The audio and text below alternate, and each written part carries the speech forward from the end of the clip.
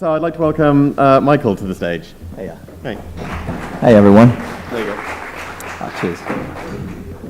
So yes, you have to bear with me while Geronimo is sick at home. I'm his +1 usually to these events, so yeah, give me feedback afterwards. Start looking at my App Store ratings. There will be some questions in a minute. All right. So usually, we have a recruiting principle at Affinitas. The company behind the lead singles is like humble and smart. Yeah. So when Geronimo called me up and said, "Yeah, the presentation is ready," and looked at the title, it's like, "Hey, creating a global leader in premium dating while eHarmony, Meetic, and Meet Group is in the room." That's not so humble, I guess. But I try to make the best out of it, and you'll see.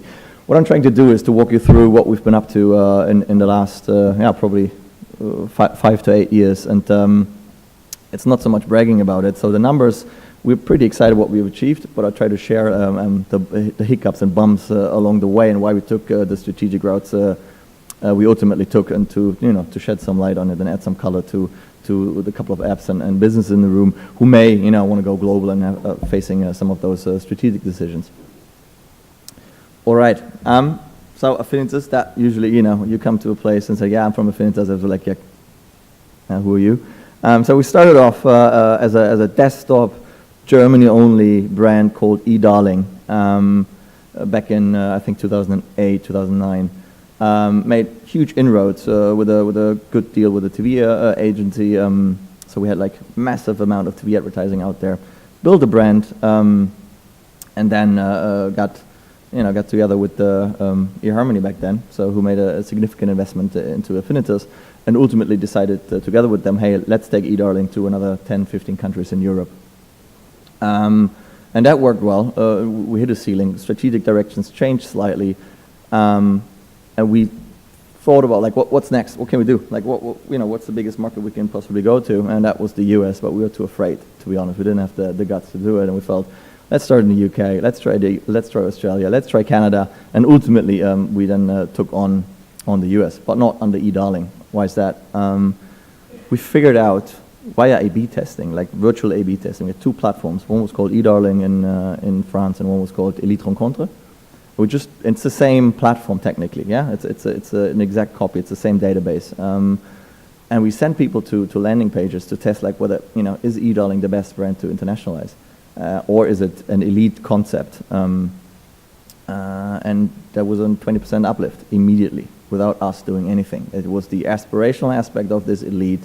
It was simply the better branding. We didn't do anything different. Same pricing, same overlapping customer. Like probably 98% of the customers who considered then Elite Rencontre, as the French brand is called, would basically otherwise, hopefully, been coming to eDarling.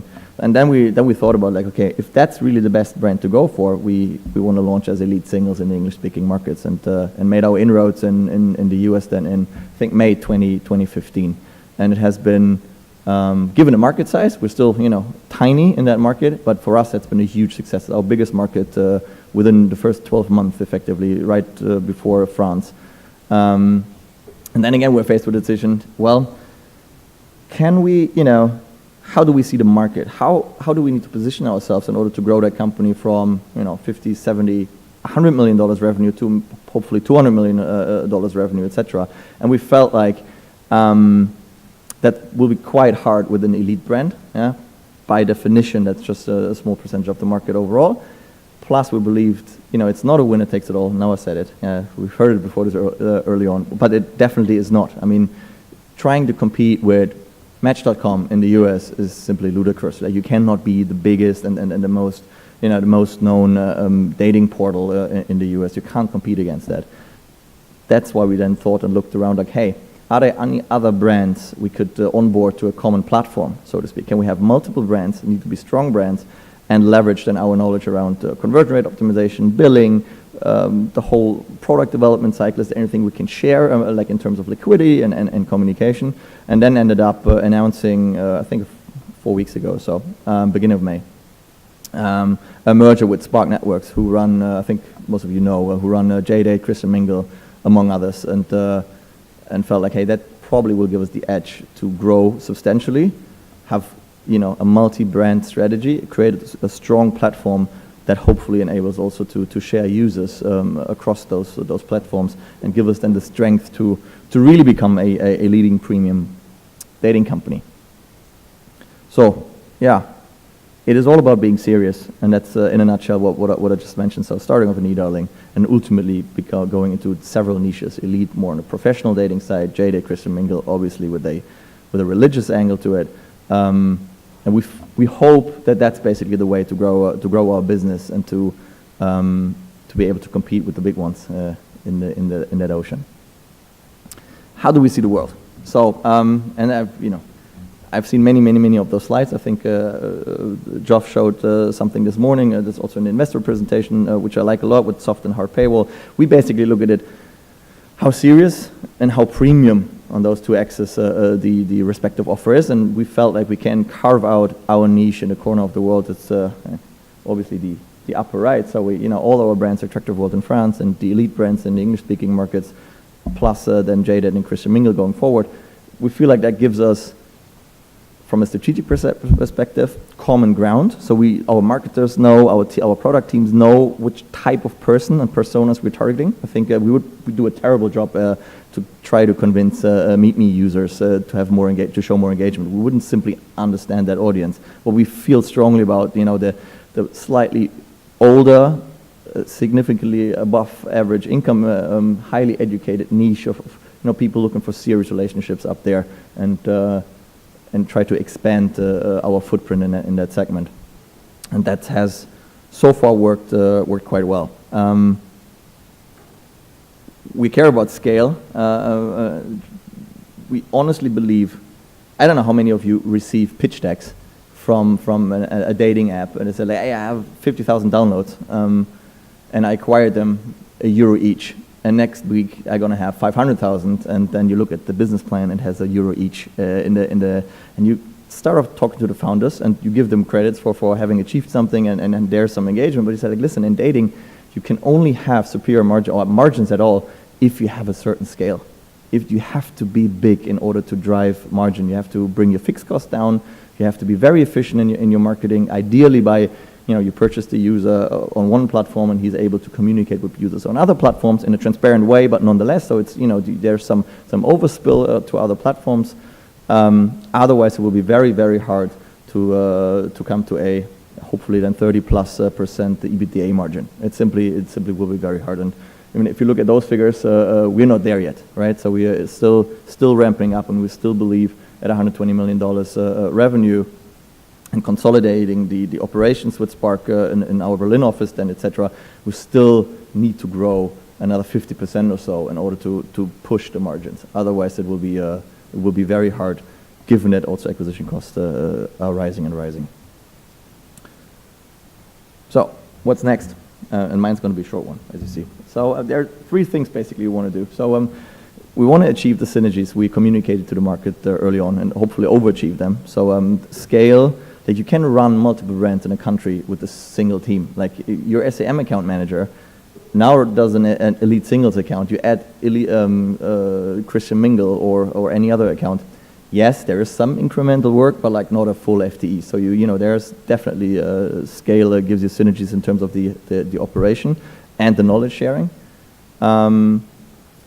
We do believe, or we have to show and prove that we can organically grow, particularly the new brands in our portfolio. I mean, the story of Spark, I mean, it's been all over the news for the last year. So, they had to be very rigid on their marketing spend, which hurt their growth, or tremendously hurt their growth. And we need to prove that we have the toolkit to grow them again, because the brands are great. Top of mind of Christian Mingle and JDate is insane, given that they basically switched off marketing for the last 4 to 8 quarters. So it's a massive brand, and we feel like we can leverage that and grow it again. Plus, if you believe in scale, and if you have Geronimo as part of your managing team, then consolidation opportunities, that's something he's looking for, and we are actively pursuing. Next stop is closing the deal with Spark Networks in Q4, but beyond, I do think that there's tremendous opportunities to further consolidate and chase the guys from Match and Meeting a little bit in the next couple of months and years. Thank you very much indeed. Very short one. Do you have any questions?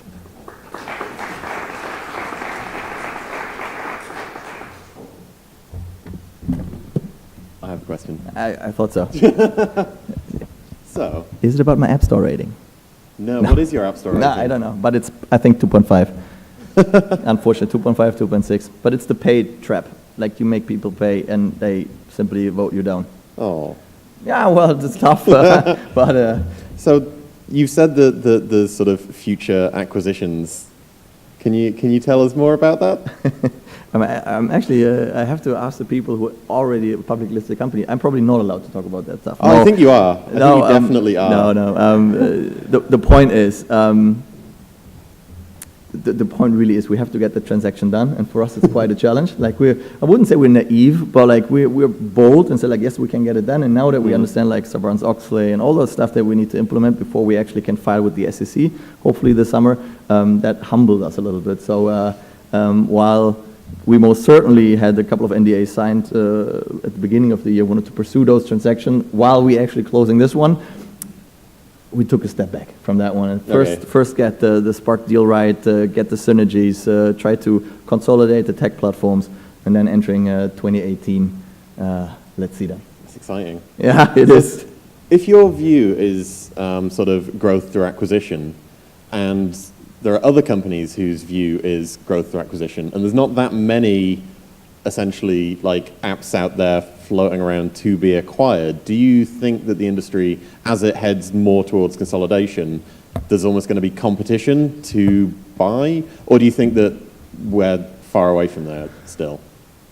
I mean, let's face it, there was no competition before, right? Yeah. None. Like, you wanted to sell a dating asset, there was 1.2 potential buyers. Yeah, one we all know, and then maybe some media outlet or someone from private equity, like if they were cash flow positive, but there was no competition at all, and that's inefficient in any market, given that you can run these businesses cash flow positively quite easily. Yeah, I'm not saying you can grow 100% year over year continuously and generate cash, but like if you're happy with 5% growth, you can actually it's a bond.